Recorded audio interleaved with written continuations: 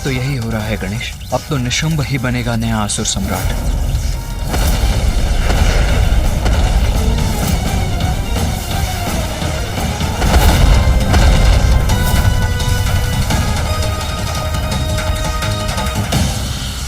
अब क्या करेगा ये दुष्ट? देखने का प्रयास कर रहा हूं, किंतु ये ऐसे वार कर रहा है जिससे दृष्टि बाधित हो गई है हमारी। हाँ।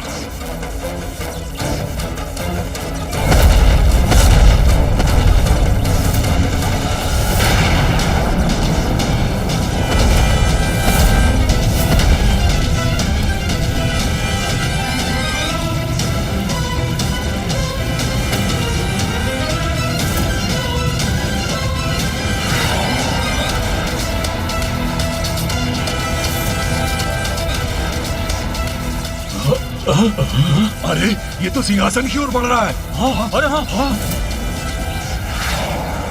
वो देखो,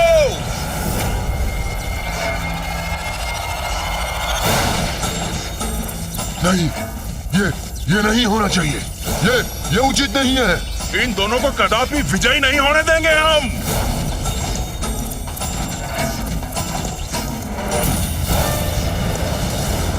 शुंभ निशुंभ से पार पाना कठिन नहीं, असंभव है।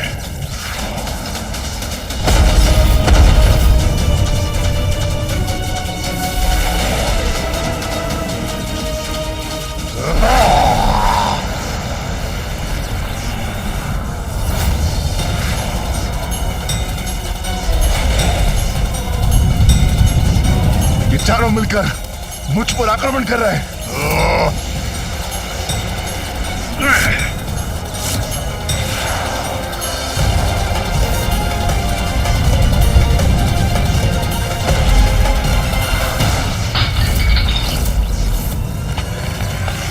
दूसरी ओर से इन रक्तबीज असुरों से भी घिरा हुआ हूं मैं।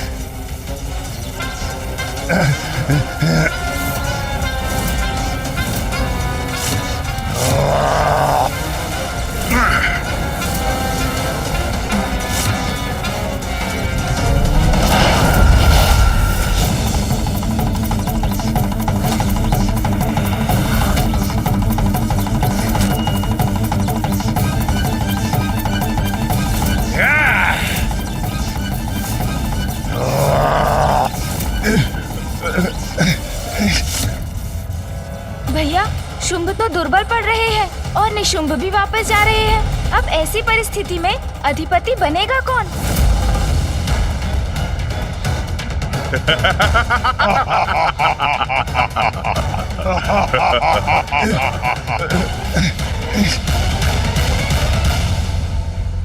ए निशुंभ, अब क्या करोगे तुम? हमारा सामना करने के लिए तो हाथ भी नहीं है तुम्हारे पास।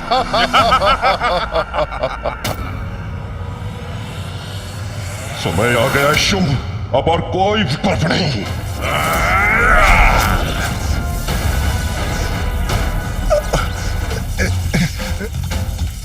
अब क्या करने जा रहे हैं ये दोनों? अब क्या करेंगे शुंभ और निशुंभ? क्या अपनी पराजय स्वीकार करेंगे?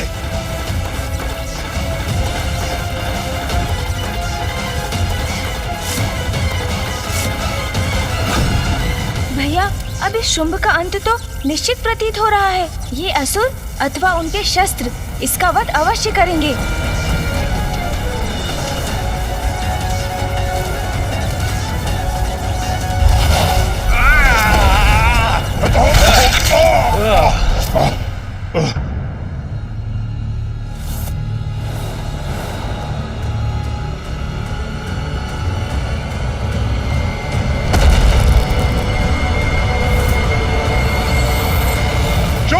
दिखाओ इन्हें अपनी शक्ति।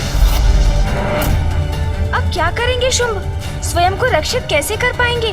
वो तो शिथिल पड़ते जा रहे हैं और असुरों ने भी उन्हें चारों ओर से घेर लिया है।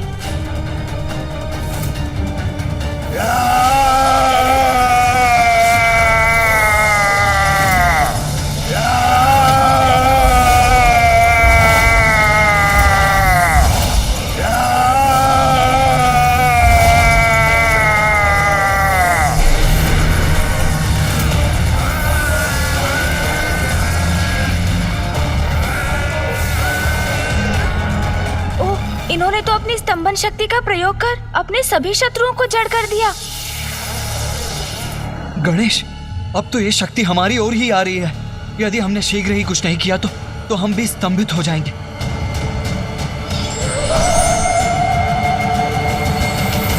चिंतित मत होइए भैया, माता बगलामुखी ऐसी देवी है जो इन शक्तियों की काट है। अब मैं उन्हीं का स्मरण करने जा रहा हूँ। इस शक्ति से वही हमारी सहायता करेंगी।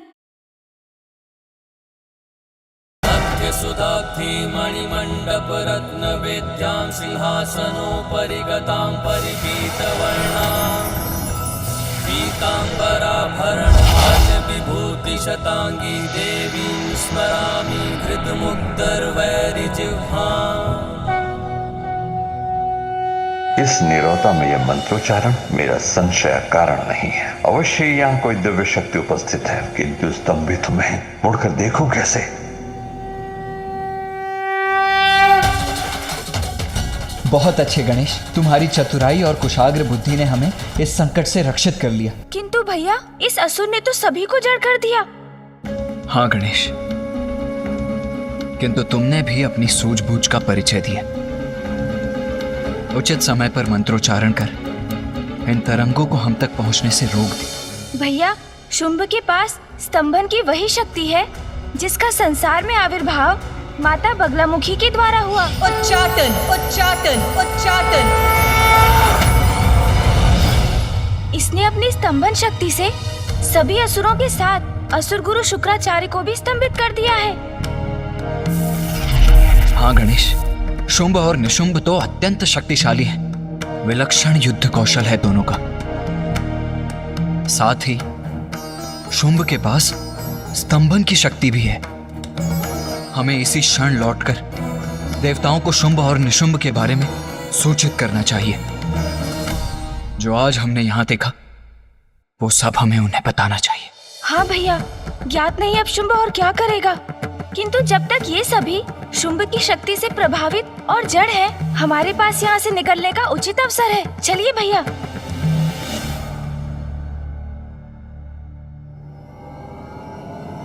आओ गणेश। हाँ भैया।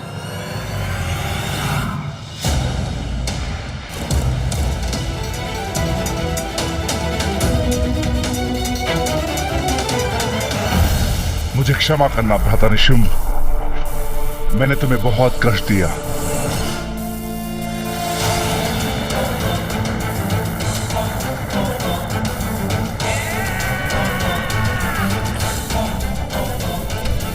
ये शुंभ तो मुकुट की तरफ बढ़ रहा है और मैं कुछ भी नहीं कर पा रहा हूं।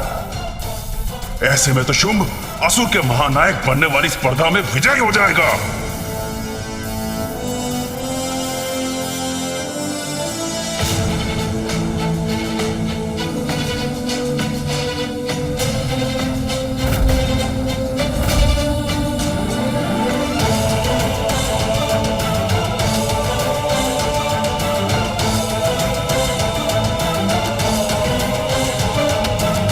असुर गुरु, असुरों का नवीन महानायक शुंभ आपके समक्ष प्रस्तुत है।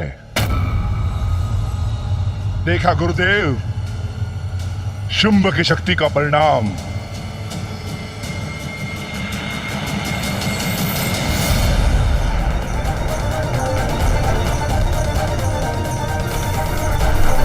इतना भयंकर दृश्य तो मैंने कभी नहीं देखा गणेश। मेरा आभास और प्रबल हो रहा है, कोई तो अवश्य है यहाँ। असुर गुरु शुक्राचार्य, देखा आपने, क्या कर सकता हूं मैं, कितना सामर्थ्य है मेरा।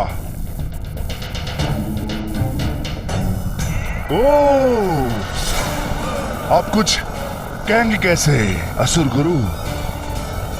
आपको स्तंभित जो कर दिया मैंने।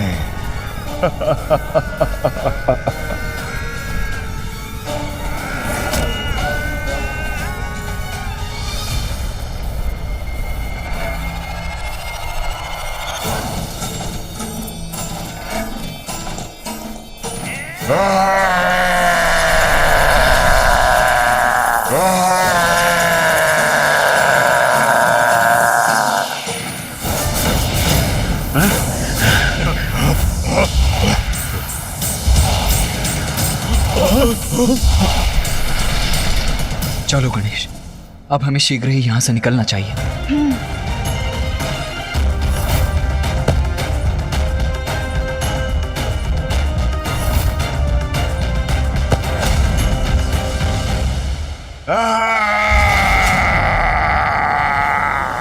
हमें शीघ्रता करनी होगी गणेश। हाँ भैया, ये सब स्तंभन से बाहर आ गए हैं।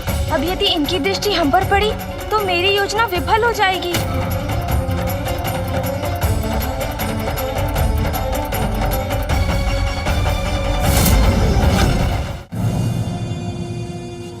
चलिए भैया।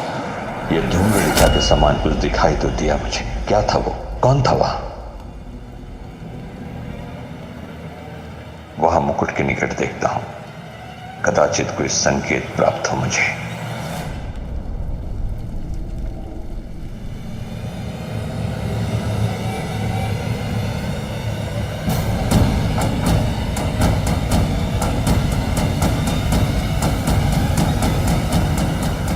यहां तो कोई भी नहीं, किंतु ये कैसे संभव है? मैंने किसी के स्वर को स्मरण अवश्य किया था। असुर गुरु शुक्राचार्य, कितना परिश्रम किया मैंने, अपने अद्भुत शक्ति का प्रदर्शन किया मैंने। यहां उपस्थित सभी को स्तंभित कर दिया मैंने। यहां तक कि मैंने आपको भी नहीं छोड़ा मैंने, परंतु आपके मुख से प्रशंसा का एक शब्द भी नहीं फूटा।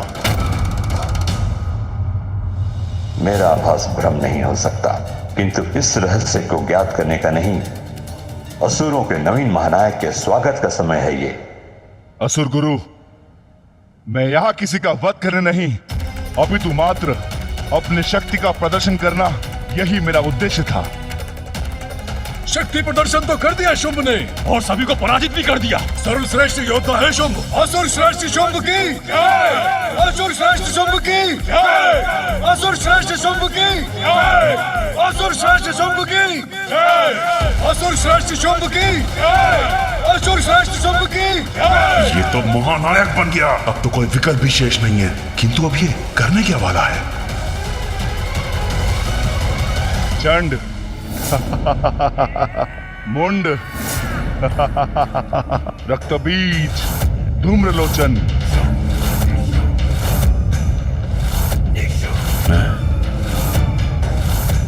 तुम सभी मेरे शत्रु नहीं, मेरे असुर भ्राता हो।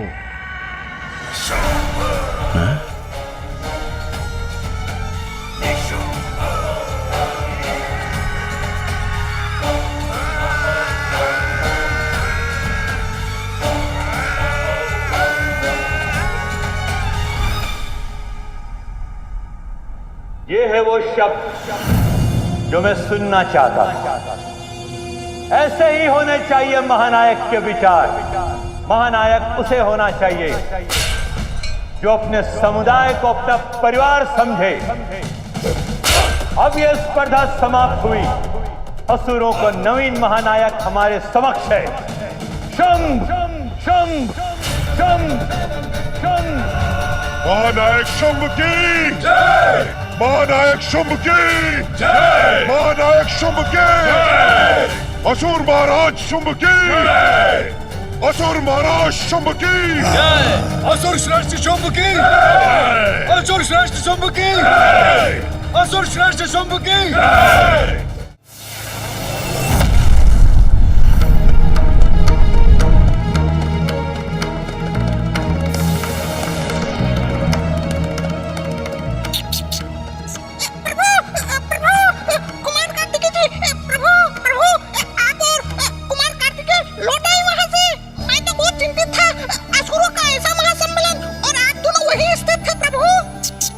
अब तो हम आपके समक्ष प्रत्यक्ष खड़े हैं मूषक जी, तो अब हमारे लिए अपनी चिंता त्याग दीजिए। जी प्रभु।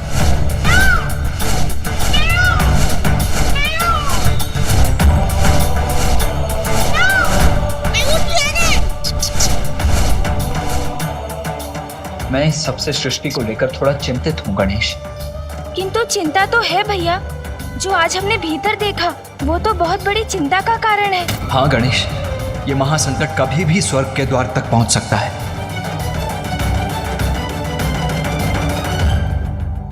जब मैंने इस स्पर्धा के आरंभ की घोषणा की थी तो उसके पीछे एक ही विचार था,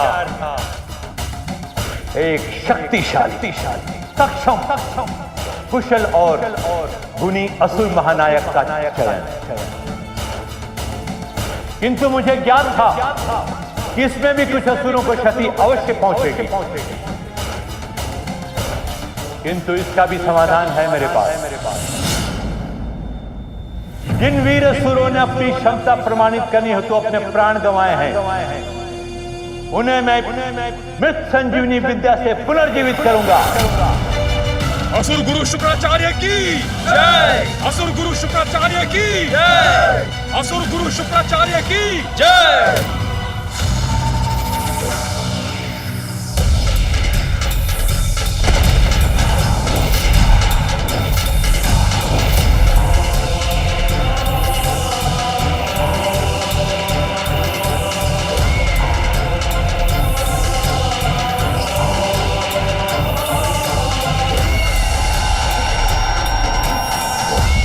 असुर गुरु शुक्राचार्य की जय! असुर गुरु शुक्राचार्य की जय! असुर गुरु शुक्राचार्य की जय! असुर गुरु शुक्राचार्य की जय!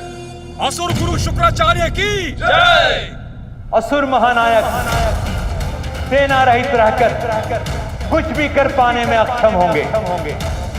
इन वीर असुरों ने वहां पहुंचने की आकांक्षा में अपने प्राण गंवाए हैं जहां तुम खड़े हो महानायक शुंभ। तुम इन सब का नेतृत्व करोगे। मैं शुंभ आप सभी असुरों का मेरे प्रति स्नेह और आदर स्वीकार करता हूं। मुझे महानायक शुंभ को आप जैसे वीर असुरों के सहयोग की अपेक्षा है, जिसके लिए मैं आप सभी का धन्यवाद करता हूं। असुर श्रेष्ठ शुंभ की जय! असुर श्रेष्ठ शुंभ की जय! असुर श्रेष्ठ शुंभ की जय! असुर श्रेष्ठ शुंभ की जय! असुर श्रेष्ठ शुंभ की जय! असुर श्रेष्ठ शुंभ की जय! असुर श्रेष्ठ शुंभ की जय! असुर श्रेष्ठ शुंभ की। प्रतीत होता है असुर गुरु शुक्राचार्य ने शुंभ को असुरों का महानायक नियुक्त कर ही दिया। हाँ भैया, हमारे पास अधिक समय नहीं है। चलिए भैया, हमें शीघ्र लौटना है। शीघ्रता कीजिए।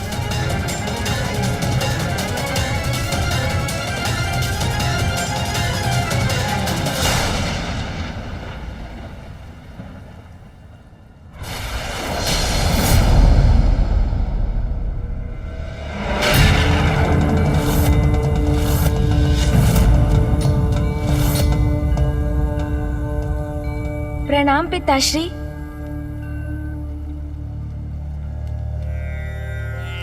गणेश जी, तो ये भयंकर असुर शुंभ अब असुरों का नवीन महानायक नियुक्त हुआ है? हाँ ऋषिवर, भैया और मैं शुंभ और निशुंभ की अपार शक्ति और युद्ध कौशल की प्रत्यक्ष साक्षी रहे हैं। ये कैसी स्पष्ट छवि है। बलवान तो वो है ही, और साथ में उनमें असुरों का नेतृत्व संभालने के गुण भी है। ये कैसा दृश्य है जो मैं देख रहा हूँ।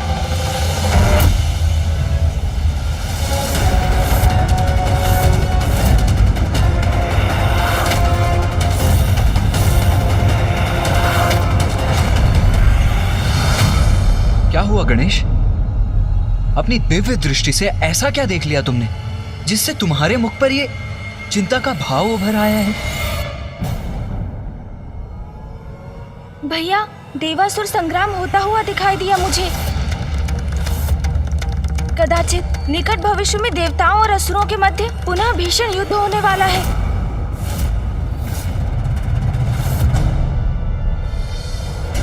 तब तो हमें भी तत्पर रहना चाहिए गणेश। शत्रु पर विजय प्राप्त करने के लिए केवल इतना ही ज्ञात होना पर्याप्त नहीं है कि उसकी अभी की क्षमता क्या है, अपितु यह भी ज्ञात होना अति आवश्यक है कि उसका भूतकाल कैसा था, वो किस प्रयोजन से प्रेरित है, और सबसे अधिक महत्वपूर्ण कि उसकी दुर्बलता क्या है। किंतु गणेश, शुंभ और निशुंभ के विषय में तो हमें कुछ भी ज्ञात नहीं है। किंतु मुझे ज्ञात है भैया, शुंभ निशुंभ कौन है और उनके संपूर्ण जीवन से मैं भली भांति परिचित हूँ। किंतु कैसे गणेश? माता महाकाली की कृपा से, उनके द्वारा प्रदान की गई शक्ति से मुझे आपके इन प्रश्नों के उत्तर ज्ञात है भैया।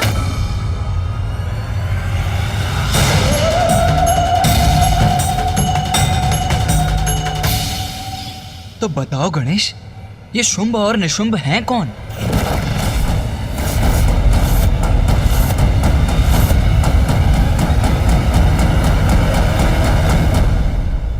शुंभ निशुंभ कोई साधारण असुर नहीं है भैया, और उनके यहाँ होने के पीछे भी अवश्य ही कोई बहुत बड़ा कारण है। तो बताओ गणेश, ये शुंभ और निशुंभ हैं कौन?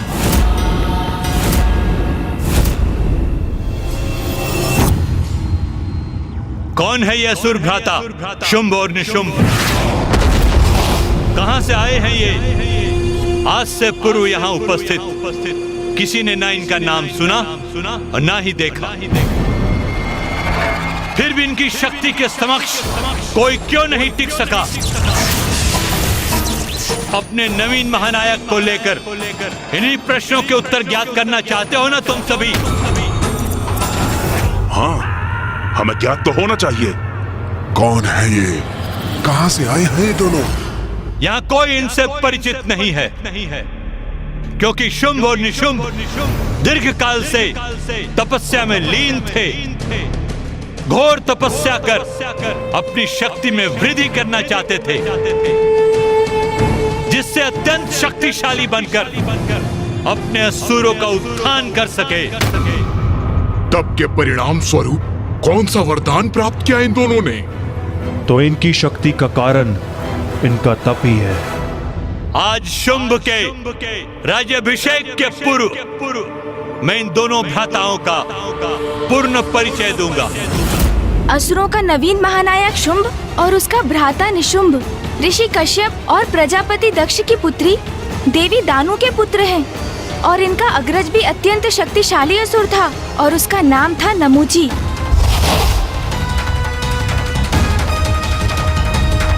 इसलिए देवता, गंधर्व, यक्ष, नाग आदि कोई भी युद्ध में उसके समक्ष नहीं टिक पाते थे, जबकि इंद्रदेव और नमूची एक ही पिता ऋषि कश्यप की संतान थे। इनके अग्रज नमूची में इतनी शक्ति थी कि देवराज इंद्र भी उनका सामना करने में अक्षम थे।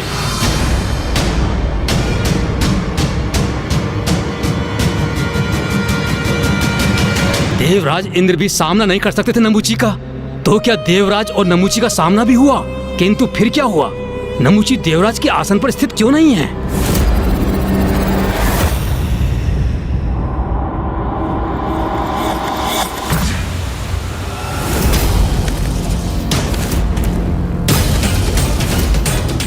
इंद्र, इंद्र, इंद्र, यहाँ तो कोई नहीं। फिर ये किसका स्वर? कौन है ये जो मेरे ही लोक में, मेरे ही भवन में मुझे इस प्रकार पुकारने की धृष्टता कर रहा है? कदाचित ये मेरा भ्रम है। कोई भी तो नहीं है यहाँ। देवराज इंद्र, कौन हो तुम? और इस प्रकार मुझे छिपकर पुकारने का क्या प्रयोजन है? यदि साहस है तो मेरे समक्ष आओ। तुम्हारा भ्राता हूं मैं, देवराज इंद्र। मेरा भ्राता?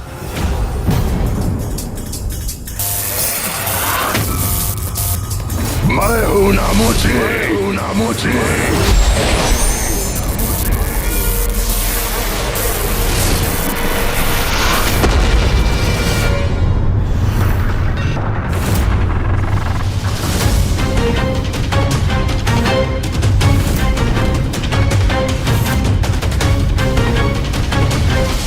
कहां हो तुम?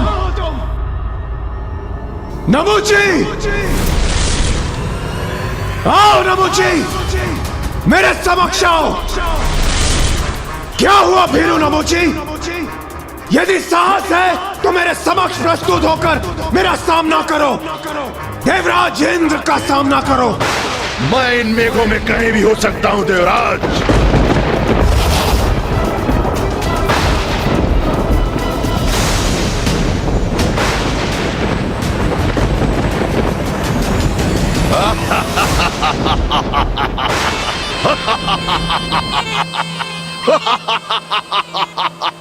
क्या हुआ इंद्र, मेरा उपहार नहीं भाया तुम्हें?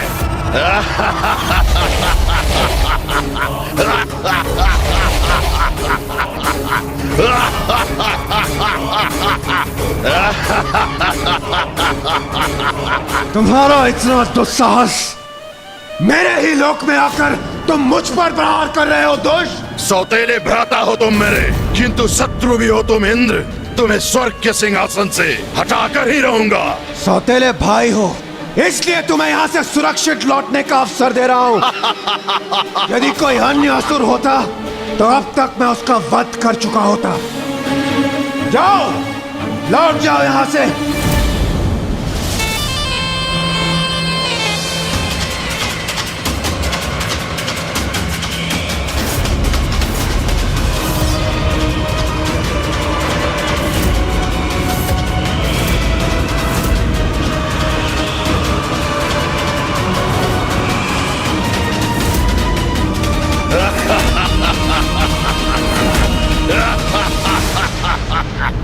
यहाँ से जाने के लिए नहीं, इस स्वर्ग पे अपना अधिकार स्थापित करने आया हूँ मैं, क्योंकि स्वर्ग पर असुरों का ही आधिपत्य होना चाहिए। बस! मूर्ख हो तुम, जो तुमने मेरी चेतावनी नहीं सुनी। तो लो, अब मेरे प्रहार का सामना करो।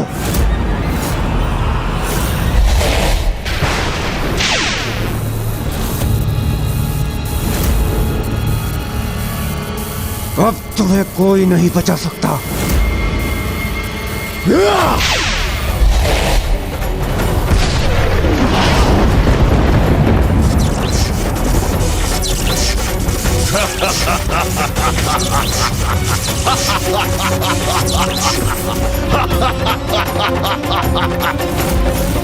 अरे थोड़ा तीव्र प्रहार करो इंद्र, युद्ध कर रहे हो मुझसे, परिहास नहीं।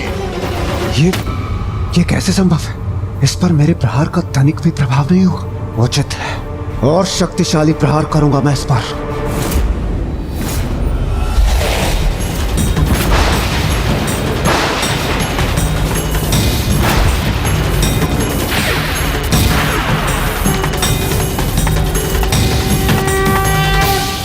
अब कोई तुम्हारी रक्षा नहीं कर सकता नमोची, कोई भी नहीं।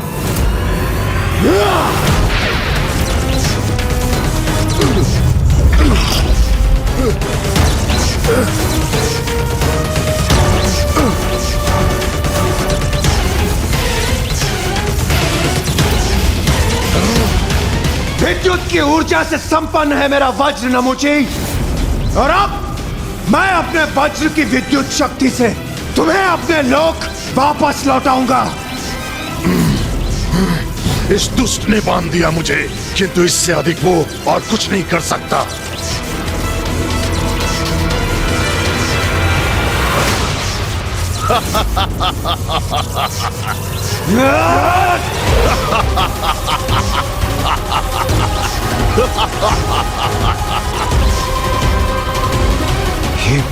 ये तो अब भी अपने स्थान पर अडिग है। इंद्र, और शक्ति लगाओ भ्राता। तुम्हारी संपूर्ण शक्ति का असफल प्रयोग देखकर बहुत आनंद आएगा मुझे। मेरे आनंद का कारण बनो। देवराज अवश्य हो, ये तो मूर्ख हो तुम। ज्ञात नहीं तुम्हें कि तुम मेरा वध कदापि नहीं कर सकते इंद्र, क्योंकि मैं वरदान प्राप्त कर संसार के समस्त अस्त्र और शस्त्र से सुरक्षित हूँ। कोई भी अस्त्र और शस्त्र मेरा वध नहीं कर सकता।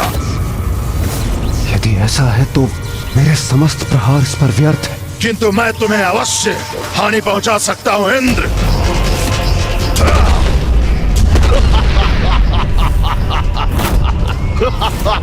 इसने तो स्वयं को मेरे बंधन से मुक्त भी कर ली। मेरे हाथों से तुम्हारी पराजय निश्चित है।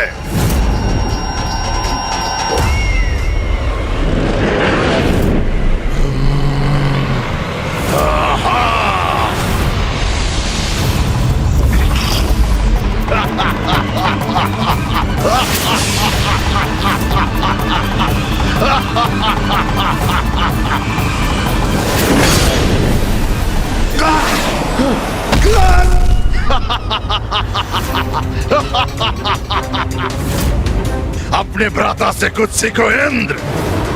शत्रु पे प्रहार ऐसे किया जाता है।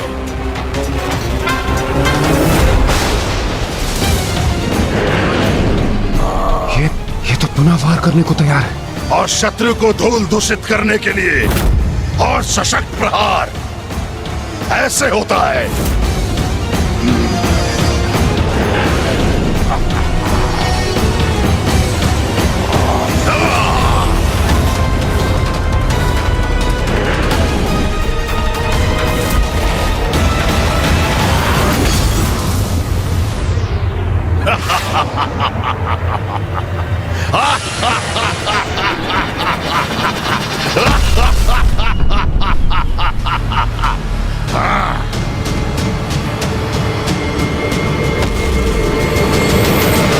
गणेश, तो क्या देवराज इंद्र परास्त हो गए? नहीं भैया, तो फिर नमूची से देवराज ने अपनी रक्षा कैसे की? स्वयं के विवेक और संयम की शक्ति का प्रयोग कर भैया।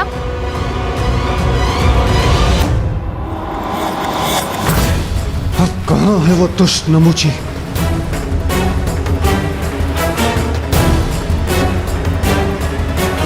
सागर के जल का ये फेन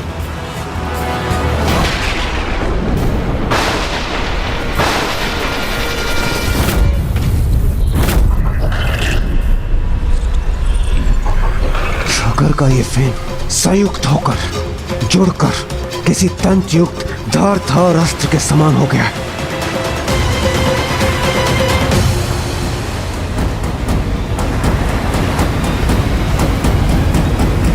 क्योंकि मैं वरदान प्राप्त कर संसार के समस्त अस्त्र और शस्त्र से सुरक्षित हूँ। कोई भी अस्त्र और शस्त्र मेरा वध नहीं कर सकता।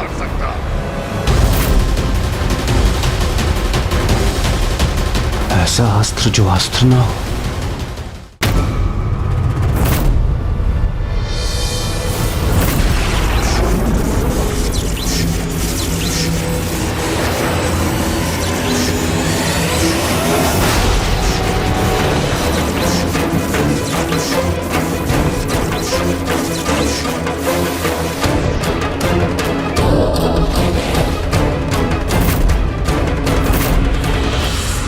तो यहाँ छुपे बैठे हो तुम, यहाँ पराजित करो अथवा वहां, बात तो एक ही है इंद्र। क्योंकि पराजित तो मैं तुम्हें अवश्य करूंगा।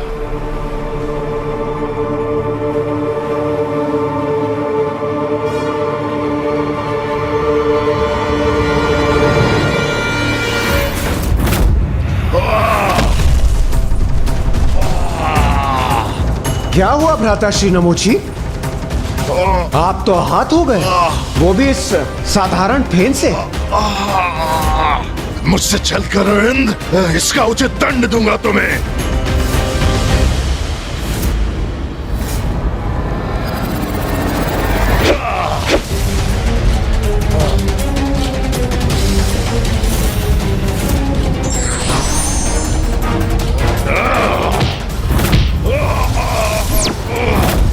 इंद्र, मेरा सामना नहीं कर सकोगे तुम। बस नमूची, हमारी दृष्टिता अब और सफल नहीं होगी, कदापि नहीं।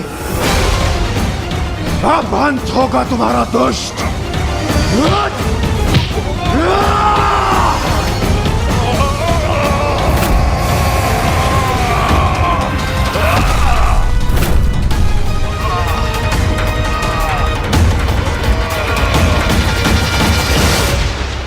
दुष्ट नमूची, सागर के जल से उत्पन्न ये फेन ना अस्त्र है और ना ही कोई शस्त्र, किंतु तुम्हारे अंत का उपाय अवश्य है। किसी अस्त्र शस्त्र से नहीं, इसी फेन से होगा तुम्हारा अंत।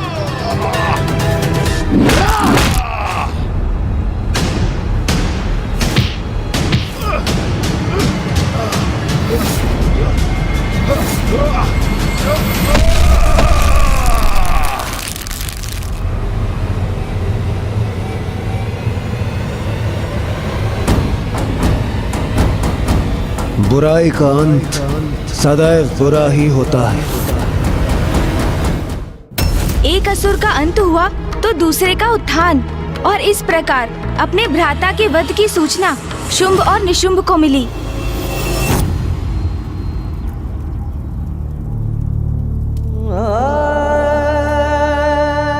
मेरे अग्रज,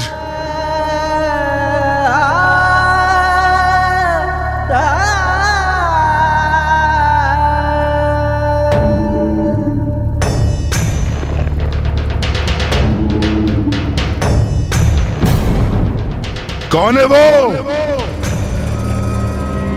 जिसने मेरे अग्रज नमुची को मृत्यु के मुख पहुंचाया?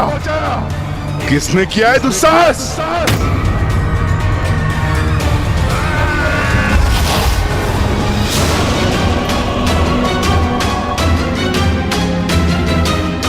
सुना नहीं तुमने? क्या पूछे भ्राता शुंभ? शीघ्र बताओ, किसने वध किया हमारे भ्राता का? बनो!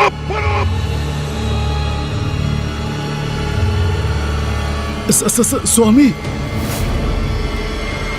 देवराज इंद्र ने ये दुष्कृत्य किया है। स्वामी, देवराज इंद्र ने छल से नमूची जी का वध किया है।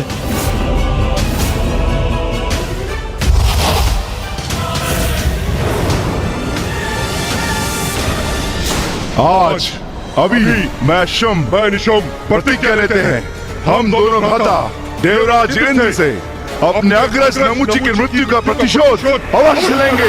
और उसी दिवस नमुची के अंतिम संस्कार के पश्चात शुंभ और निशुंभ ने घोर तप के लिए प्रस्थान किया। ओम ब्रह्मदेवाय नमः। ओम ब्रह्मदेवाय नमः। ओम ब्रह्मदेवाय नमः। ओम ब्रह्मदेवाय नमः। ओम ब्रह्मदेवाय नमः। ओम ब्रह्मदेवाय नमः। ओम ब्रह्मदेवाय नमः। ओम ब्रह्मदेवाय नमः। ओम ब्रह्मदेवाय नमः। ओम ब्रह्मदेवाय नमः। शुंभ निशुंभ निरंतर कठोर तप कर रहे थे और उनके तप का प्रताप शुंभ निशुंभ को ही निमग्न करने लगा। ये देखकर फूफा जी ब्रह्मदेव चिंता में आ गए।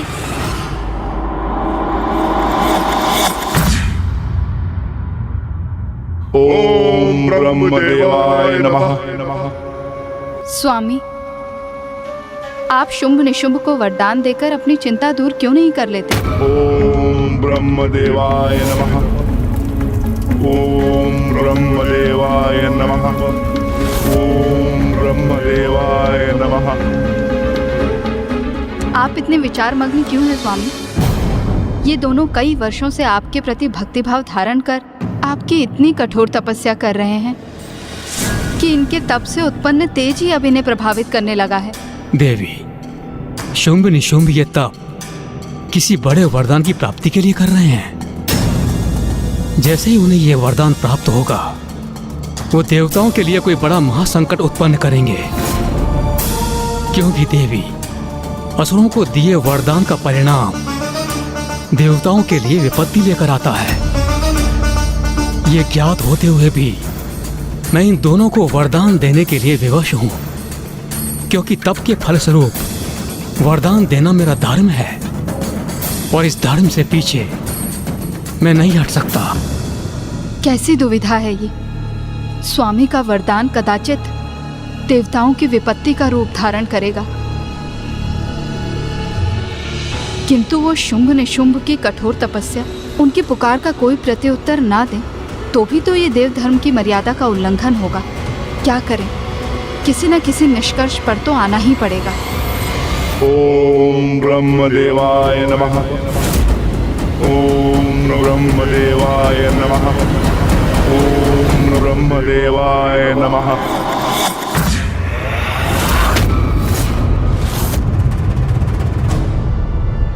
तो गणेश, फूफा जी ब्रह्मदेव ने क्या किया? वही जो उन्हें देव धर्म के लिए करना उचित लगा।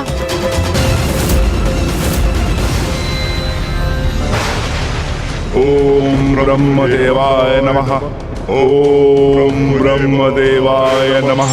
ओम ब्रह्मदेवाय नमः। ओम ब्रह्मदेवाय नमः। ओम ब्रह्मदेवाय नमः। ओम ब्रह्मदेवाय। पुत्र शुंभ निशुंभ, मैं तुम्हारी तपस्या से प्रसन्न हुआ। कहो, क्या वरदान चाहते हो?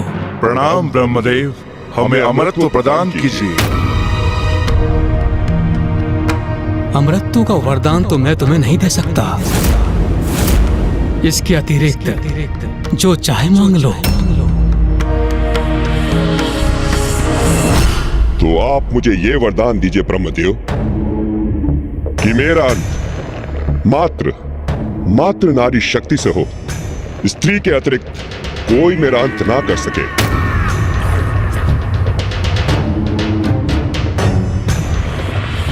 तथास्तु, तथास्तु, तथास्तु। और मुझे ये वरदान दीजिए ब्रह्मदेव कि मेरा वध भी नारी शक्ति से ही हो, और वो नारी जो मेरे ही शरीर से उत्पन्न हो, अर्थात पुरुष के शरीर से जिस नारी का आविर्भाव हो वही मेरे अंत का कारण बने। वरदान दीजिए ब्रह्मदेव, यही वरदान दीजिए। तथास्तु, तथास्तु, तथास्तु।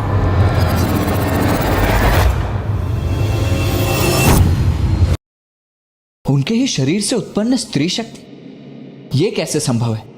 यही तो विशेष बात है भैया कि अब चालाकी से प्राप्त किया हुआ ये वरदान ही उनके अंत का कारण बनेगा।